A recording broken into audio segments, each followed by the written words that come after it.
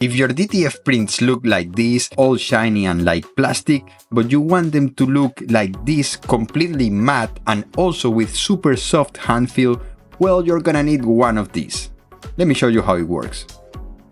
This texturizing fiberglass sheet is grooved in a way that pushes the ink onto the fabric of your garment. This will provide a better hand feel to your prints. The size of the sheet allows you to lock the edges with magnets, so you don't need to put it on and take it off after every print. And this will save you a lot of time. So let me demonstrate with a new DTF transfer. We're just going to press it for 15 seconds. Now notice that I am using the amazing DTF Power Instant Peel film, so you can peel it right away after pressing. And this film already has a matte finish and soft hand feel, but we're going to make it even better by doing a second press with the texturizing sheet, just for 5 seconds. And this will be enough to remove any leftover shine and give a nice texture finish while increasing durability, stretchability and wash fastness. These texturizing sheets can be used way over 5,000 times, and we have 2 options depending on how much texture you want. Check them out on our website and get ready to amaze your clients with the best DTF prints in the world.